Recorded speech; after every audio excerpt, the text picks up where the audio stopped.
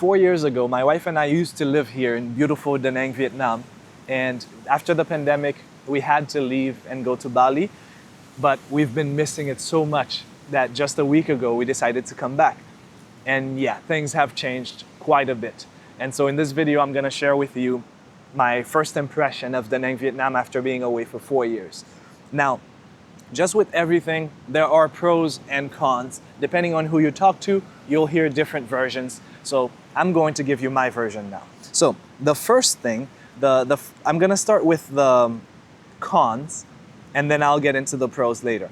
All right, so the first con is, and this is something that my friend, when I was still in Bali, I was talking to my friend who is living here, and she was telling me that one of the things that she was getting fed up with is the attitude, the temper, which is something that we already have in Bali, by the way. It was not yet here in Da Nang, Vietnam, but it's starting to show up. All right, foreigners coming here and apparently don't have the best attitude. You'll see things in the news like this guy was robbing this store because he didn't have enough money to stay here. So he was robbing, Vietnamese local shops to get enough money to be able to live here. Stuff like that. And just, I had my own experience where, I went to this cafe and I sat down, I went to order my food, but I put my helmet and my bag on the table to kind of like reserve my spot. And then I went to the counter and ordered my food. And when I came back, this guy had sat down on my table and was looking at me like, what's the problem? And so some of those things that are supposed to be common sense and just human, common sense are not so common anymore. So definitely, as the population increases, more and more people come here. Of course, you're gonna math. The more people you have, the more of the bad influences will be here. So a lot of those things have started happening. And personally, I've just had one of those experiences. So I can't say it's ruining my experience, but it is there. And we didn't really have that in the past, at least 4 years ago. All right. So attitude. All right. And like I said, this is already full blown in Bali. This is just now, popping up here in Da Nang a little bit. So the next con is the construction. So with increasing population, and when I looked at Google Trends, I saw that when we were here, we came here in 2019, and there were not many people doing videos about Da Nang, not as many as now. And back then, the competition was actually quite low. All right, and I looked at Google Trends before we came here, and I was like, wow, it spiked up around 2023 or 24, and now it's like on the way down again, I think. But when I looked at it, yeah, it was crazy how many people, and even, coming from Miami, I was the first one to say that this was like Miami, all right, because we actually came from Miami to here, and the reason why we chose Da Nang was because it reminded us of Miami. But now I see everywhere on the internet, Da Nang is like the Miami of Vietnam, etc., or of Asia. And so, I take a little bit of credit for that. One day I'm going to Miami probably next year. If you guys want to see Miami from my perspective, make sure you subscribe. I'll probably do a video when I go there. So with increasing population, one of the things that also came with that is increasing construction. And that is always been there. That has always been there, but now it's even worse. Like there is not probably one neighborhood you can be in where you don't hear the grrr, some machines, digging or building some houses next door. Or even if it was already built, they're breaking it down so they can build something bigger or better. All right. So construction is everywhere. That's one of the big cons here. But we'll get into the cons later. I mean, we'll get into the cons. What's the opposite of con? Pros. We'll get into the pros later. So with increasing population or tourism comes the price increase, all right? So while we were still in Bali, like probably a month or so ago, I started looking for, contacting my old, agents that I worked with before, and I started asking them, hey, what do you have available right now? We're thinking about coming back to Da Nang, and the prices they were sending me were quite literally crazy compared to what I used to know back in the days. And luckily, we did have, you know, people. I have a friend who lived in a building that I knew was a great building that I loved myself. And so she was able to get us in contact with the owner, and that got us a somewhat decent price in a great area in the middle of the action where the price is literally the highest. We still have what I would call 2019 price for, for this area. All right, so we have a decent deal for our place right now, but if you're new and coming here and you don't have any contacts or any connections, you will get literally the agents have spiked the prices, or it's not the agents, it's the demand is up, so naturally, the prices are gonna go up. So yeah, just keep that in mind. Try to ask around first, see if you know anyone who has any contacts, any connections. You'll get the better prices that way. All right, so price has increased, so that's number 3. And number 4, all right, so I'm gonna give you 4 cons and 4 pros.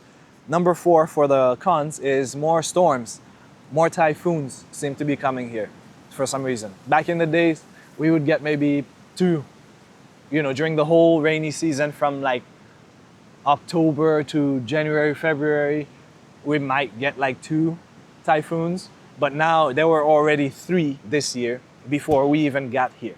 All right, and we came here in November 2025. So there were already 3, and there's a big one, the biggest one that you might see on the news right now. It's right over Philippines at the moment. It's coming here soon. So this is one of the last few days that we have of sunshine here, and then it's gonna start raining again like crazy. So I'm enjoying it. This is why I'm out here filming this video today, because I might not get this chance for another week. All right, so this is all the cons. All right, attitude, construction, price increase, and more storms and typhoons. All right, well, we can't control that one much. So now let's get into the pros, because there are pros. There's a reason why I am here, even with, all those cons. The first pro is the population increase. Funny enough, I actually enjoy it. I like having, it was not like a ghost town before at all. Like, it was a full-blown, city with people. Like, you didn't feel like it was deserted at all. It was a proper city. But there's more now. And so what that means is that at night, when we decide to go out for dinner, there are a lot more people in the street. So it feels more like a big city without the big city inconveniences, without as much pollution. It has the beach. It doesn't feel enclosed. Like, I actually feel very free here because you have the beach here, and then 5 minutes this way, you're gonna get to the river. So there's a lot of open space. You never feel like the feeling you get in big cities, which is why I don't really like big cities. But I actually enjoy it because now it feels like there's more activity. And I always love I'm very social. So I love the feeling that there's people around me. All right? Like, I can spend hours and hours out with people and I will never get drained. All right? Whereas some people, after a few hours with people, they need to go home. I get fueled by being around people. So I love that personally. All right? So the population increase is a pro for me. All right? So now, second pro is nature, the preserved nature. So in Bali, that's even a big problem, where the green zones, which is supposed to be the areas that are not supposed to be built on, the areas that are supposed to stay rice fields and all that, they are actually being built on. Here in Vietnam is very different. I don't know if you can see, but this is Santra Mountain, where the Lady Buddha is, and they preserve that. There is no construction going on there. Wherever they have natural things, they preserve it and they don't build anything there. So wherever they are building and having all those constructions, it's already where there were buildings. They're probably just breaking them down or fixing them, but they're not digging into the nature. You know, if there's a nice mountain here, there's close by, there's a marble mountain up here, just like 10 minutes ride. I can be up there by the Lady Buddha. They will probably never build anything there. Like, so they really preserve their nature. If you go into the city to like the mountain area to see waterfalls, it is not a problem. Because I come from Haiti, that's where I was born and raised. This is one of the problems there. Like, we have the most mountains in that area, but the problem is they're starting to build more and more as the population increases. They were building more and more into the mountains, and this is not a problem you get here. Wherever, if you enjoy nature, it will always be there, at least the way they've been doing it. Hopefully nobody changes that. So, next one. So they preserve the nature. So that's number 2 for the pros. Number 3, with more people also, and those are all things that came because there's more people, is more activities. So one of the cons that I had before was that there were not a lot of things that I wanted to do from the West. For example, if I wanted to go karting or mini golfing, I couldn't really find that here. There were enough to do, but there are some things that I could find at home in Miami that I couldn't find here. But now they are here. You can go golfing, you can go mini golfing. What else? I don't know if I can go go-karting yet. I haven't looked that one up, but there are so many more things to do. Like, I'm part of a group where they organize activities every day. They have ultimate frisbee group. I'm an athlete. I play sports. I play competitions and tournaments. I play table tennis. That's my main, sport that I'm the best at. You might know if you watch any of my videos before. Basketball. I used to be part of the team here in Vietnam, in Da Nang, before we left. So all of those things, every day there is something to do, all right? So you have to be, in order to focus on what you need to do, like work, for example, for me, I have to literally tell people, no, I'm busy, so that I can focus on work, because there's so much to do here, all right? So it feels definitely better in that sense, where there's more to do. There are more gyms, more ice baths, more saunas, which this was not a thing before. In Bali, oh my God. Like, if you can look it up, Nirvana, it's like a co-working space. It's like a huge place. And it's where all the influencers and all, it seems like everybody in Bali goes to. It's probably one of the most popular gyms there. Or I don't know, what do you call it? Is it a wellness? Anyways, it's a gym, pool, sauna, ice bath, co-working space. You literally go, restaurant, cafe, you go there in the morning, you don't need to leave until you want to go home, basically, all right? So they're starting to build those here now. And just this morning, which leads us to the last pro, and for me, as a business owner, I came here actually in order to focus on building my business. So I help, if you don't know, I help coaches attract high-paying clients from YouTube, all right? So before, there were probably just 3 co-working spaces that I could think of. One of them is no longer there because I checked it out. It's not there anymore. And one of them was in the city. So it was not a very convenient thing if you wanted to go to a co-working space. Now, there are cafes everywhere. You can go to a cafe and work, but I mean a proper co-working space with, second screen, stand-up desk that you can use, and maybe a private conference room available if you want to get some work done, somewhere that, you can be there quietly and work all day long. There were not a lot of options, but now there seems to be one in every single corner.